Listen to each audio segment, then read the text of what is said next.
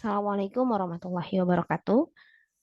Halo rekan-rekan mahasiswa, Eh, kali ini kita masuk ke pertemuan 6 perkuliahan data raya pemrograman. Kita masih membahas tentang data, namun kali ini kita masuk ke materi lebih lanjut terkait dengan bentuk data dan struktur data. Kalau minggu lalu kita membahas tentang bagaimana cara mengumpulkan data. Ada yang berbasis online, ada yang berbasis offline ya. Nah, itu tentang kolektif datanya. Nah, sekarang kita bicara tentang data itu sendiri. Dan khusus pada pertemuan kali ini, spesifik data yang kita bahas itu adalah data yang ada di komputer kita. Data yang tidak terlihat secara genggaman itu tidak bisa kita pegang, tapi secara visual itu ada, bisa kita akses secara secara apa namanya maya gitu ya.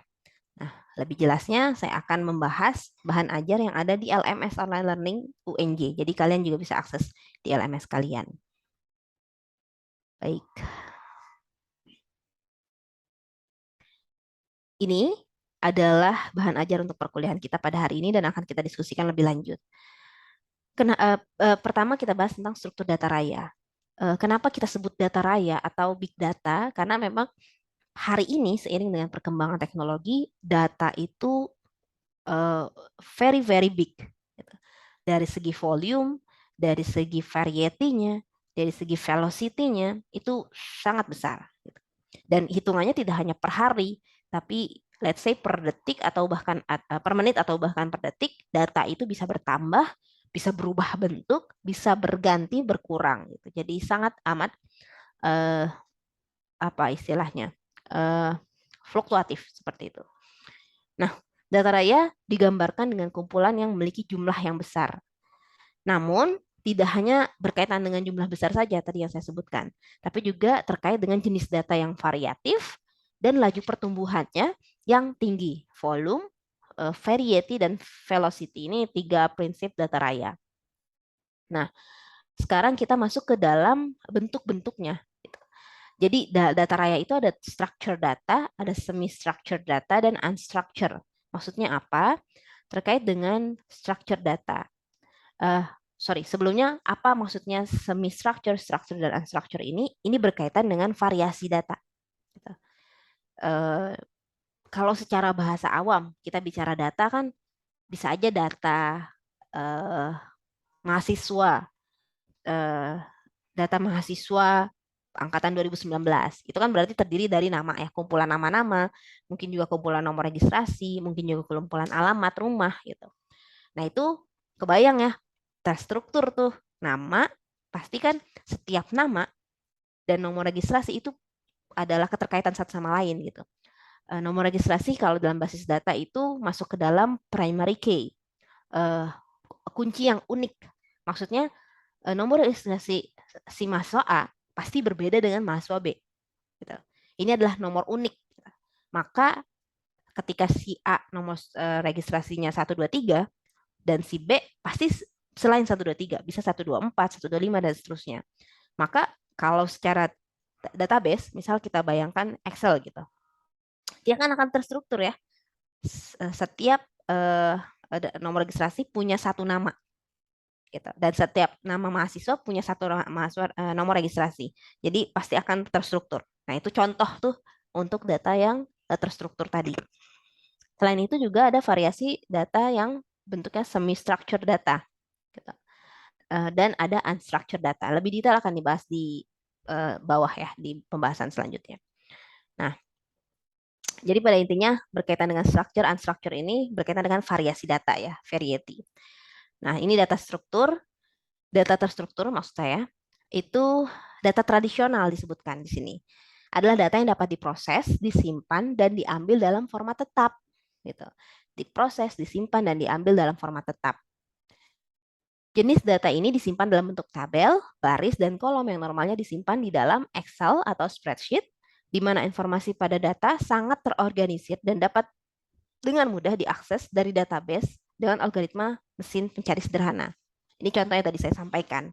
Kenapa dikatakan uh, formatnya tetap? Karena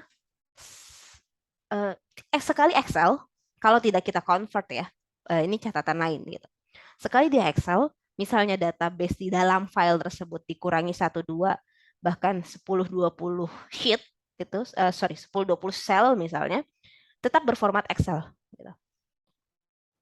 Jadi dia tetap seperti itu, tidak berubah jenis menjadi tiba-tiba doc, tidak berubah jenis menjadi tiba-tiba PDF, kecuali memang jika itu di-convert, itu beda hal. Nah, dan kenapa dikatakan data tradisional ya karena memang data ini sudah dari awal gitu, sudah ada gitu. Seiring dengan perkembangan big data, perkembangan teknologi kan akhirnya muncul data yang unstructured, data yang semi structured gitu. Tapi kalau data terstruktur ini itu sudah data tradisional seperti itu. Dan familiar kita gunakan karena biasa kita misalnya di Excel kita gunakan seperti itu. Contohnya adalah data sensor, data penjualan suatu perusahaan, data karyawan, atau tadi data mahasiswa. Seperti itu ya, kurang lebih. Itu dikatakan database yang berbasis structure. Nah, di sini ada perbandingannya, structured data versus unstructured data. Structured data can be displayed in rows, columns, and relational database. Gitu. Kalau teman-teman pernah bermain Excel, misalnya kita tadi bicara dengan data mahasiswa, ada kolom nama, nomor registrasi, alamat, mata kuliah yang diambil. Itu kan data umumnya. Nah, dalam Excel itu kita bisa gunakan pivot table. Pivot table itu mempertemukan kolom-kolom yang kita gunakan. Misalnya, kita mau dari data tadi ya, kebayang, semoga bisa dibayangkan, data mahasiswa yang terdiri dari nama mahasiswa, nomor registrasi, alamat, dan mata kuliah yang diambil. Misalnya kita ingin memproses data, saya mau tahu nama mahasiswa yang mengambil mata kuliah metodologi penelitian. Kita bisa pakai fungsi pivot misalnya, akan muncul tabel baru. Hanya yang berisi hanya kolom mahasiswa dan mata kuliah metodologi penelitian. Gitu. Kalau misalnya saya mau ambil atau saya mau olah data yang mahasiswa yang rumahnya di Jakarta, gitu. Maka nanti akan ada proses lagi, tampillah data baru mahasiswa yang rumah di Jakarta, gitu. Tapi tetap ditampilkan dalam bentuk tabel dan kolom. Dan itu disebut database ya, relational database tadi. Ada data-data yang berhubungan yang bisa ditampilkan dari data awal, seperti itu. Nah, di sini juga structure data bisa berupa numbers, dates, and strings. Ya, bisa data penjualan kan pasti isinya numbers ya. Data apalagi ya, penjualan juga terdiri dari tanggal kan ya, kapan progres tanggal yang kapan penjualan tinggi. Data strings juga bisa terdiri dari data-data profil penjual misalnya yang berisi kata-kata. Nah, estimated 20% of enterprise data gitu. Mengambil estimasi 20% dari data itu sendiri. Berbeda dengan unstructured ya, bisa 80% kuota yang diambil. Nah, di sini requires less storage ya. Data-data seperti data Excel dan sebagainya kan kalau kalian lihat di folder kalian di bagian details misalnya itu terlihat tuh mungkin paling besar itu ya 5 megabyte, 4 megabyte tapi standarnya kurang lebih ya masih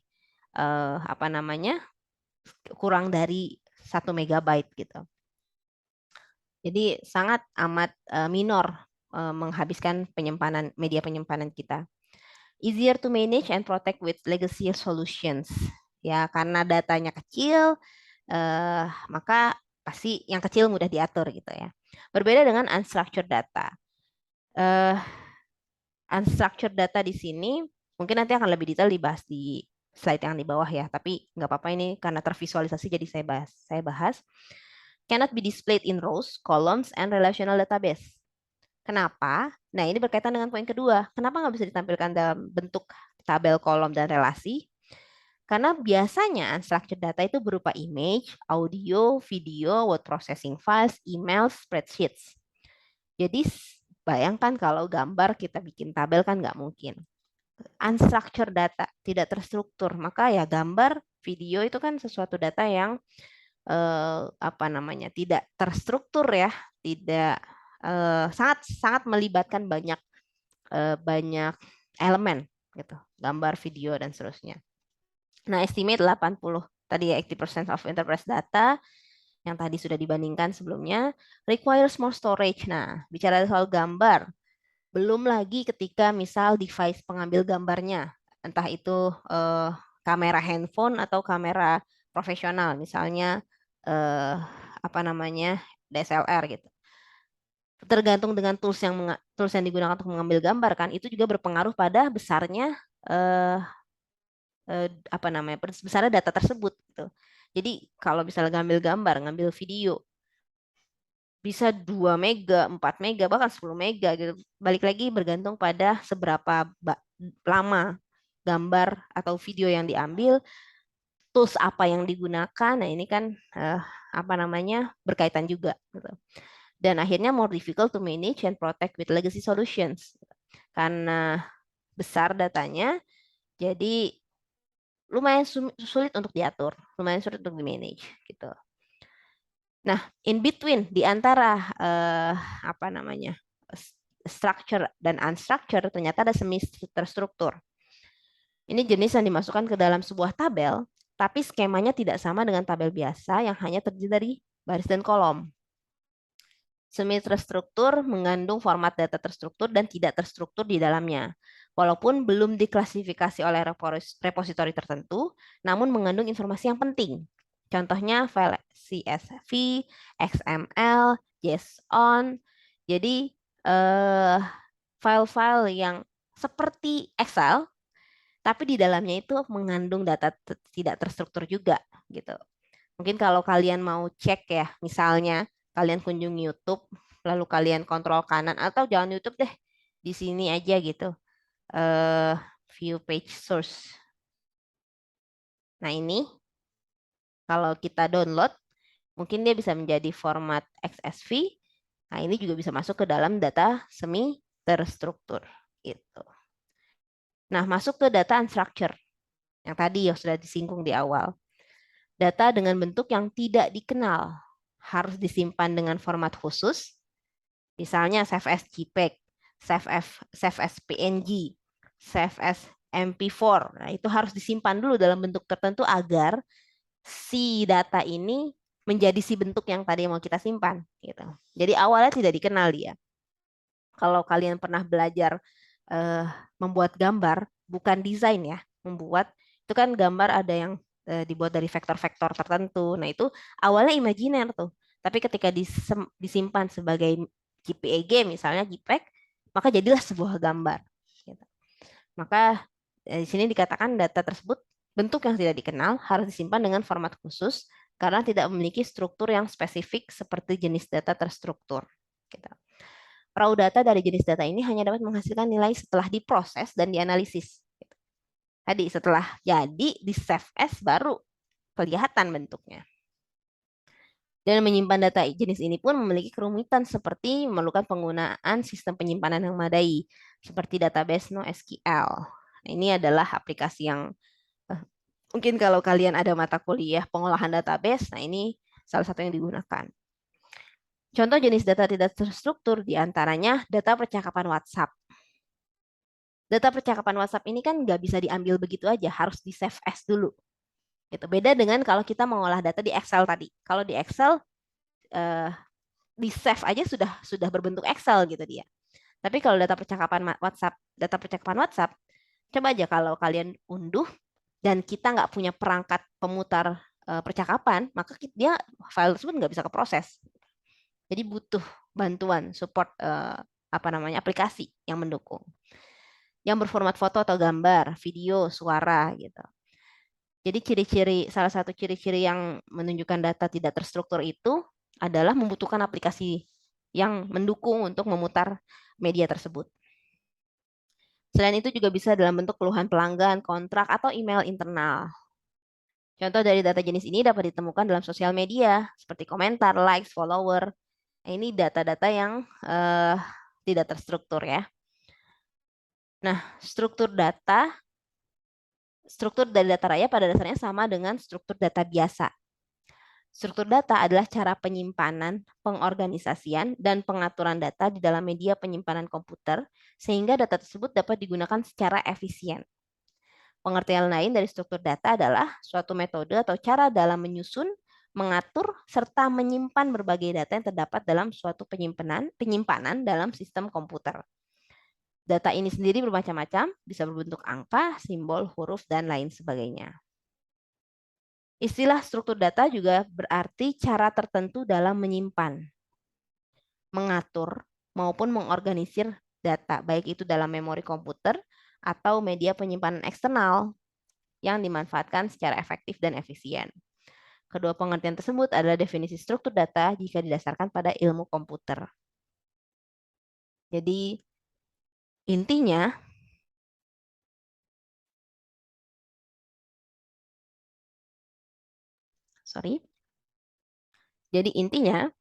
bicara tentang struktur data, itu adalah bagaimana cara memanage. Memanage itu kan bisa mengatur, mengorganisir, menambah, mengurangi data tersebut. Nah, tipe-tipe struktur data di sini ada 6. Ada tipe graph, tree, queue, stack, linked list, dan array.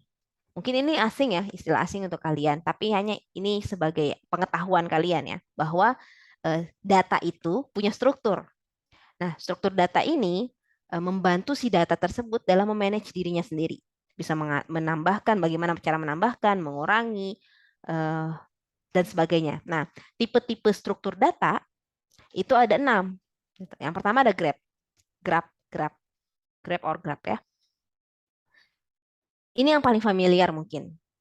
Graph sendiri merupakan struktur data yang non-linear dan terdiri dari kumpulan node. Node tersebut disambungkan oleh suatu garis. Jadi yang ini 0, 4, 3, 1, 2 adalah node dan ini adalah garis. Atau edge ya, garis atau edge. Garis yang dimaksud bisa memiliki arah atau justru sebaliknya. Kenapa paling familiar? Karena biasa misalnya kalian belajar topologi jaringan, LAN, MAN, WAN gitu. Atau di sini contohnya LAN. Itu adalah tipe graph tuh yang terdiri dari node menghubungkan ke node lain dengan butuh edge, butuh garis. Ini. Jadi pasti familiar ya. Nah, tipe struktur data yang kedua adalah tipe tree, pohon. Kenapa tree ya? Karena memang visualnya seperti pohon gitu. Kumpulan node dan masing-masing node tersebut tersusun dari value dan juga berbagai referensi lainnya. Tree terdiri maksimal 2 anak, yang terdiri atas maksimal 2 anak disebut binary tree. Jadi ini node. Nah, yang tadi dikatakan di sini ada isi value ya, ada nilainya. Jadi si node tersebut ada nilainya. 1, 2, 5 gitu. Nah, maksimal 2 anak disebut binary tree misalnya node 1, node 2, dan node 3. Di bawahnya nggak ada. Nah, itu disebut binary tree. Karena satu node maksimal kan punya 2 anak kanan kiri. Nah, bentuk tree lainnya ada binary search tree. Ini salah satu jenis binary tree. Bentuknya pun kurang lebih sama. Bedanya binary search tree menentukan nilai dari setiap percabangan data. Ini contoh nih. Misalkan data utama memiliki cabang di sisi kiri dan kanan. Ini data utama ya. Ada cabang kiri, ada cabang kanan.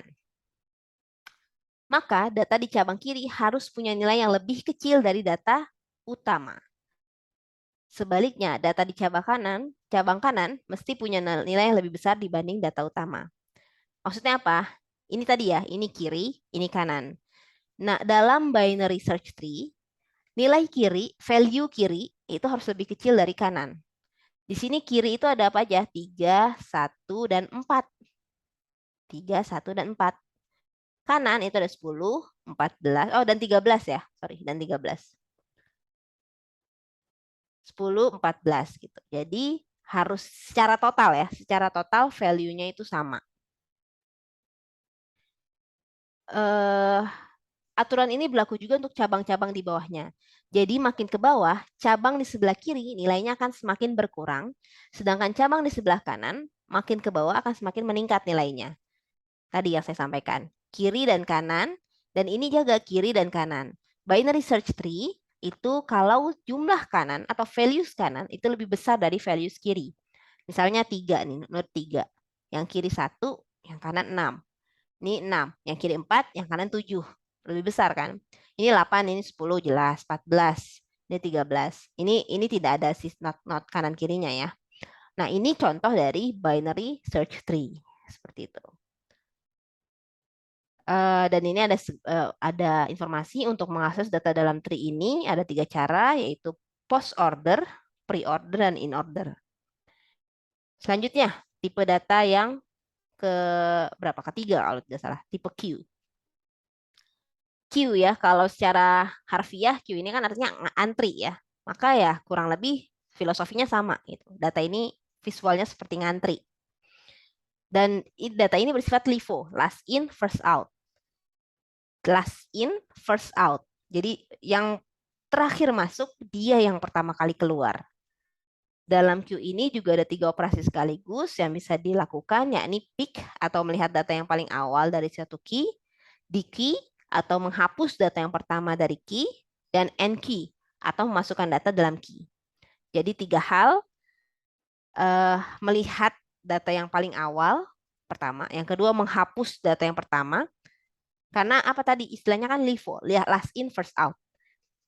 Jadi yang last in, yang pertama masuk, dia akan jadi yang terakhir masuk dia akan jadi antrian pertama untuk dihapus. Gitu. Dan memasukkan data tersebut enkey. Ini ilustrasinya seperti ini. Ini enqueue. Enqueue itu kan tadi apa? Memasukkan data. Pertama data masuk. Data masuk, lalu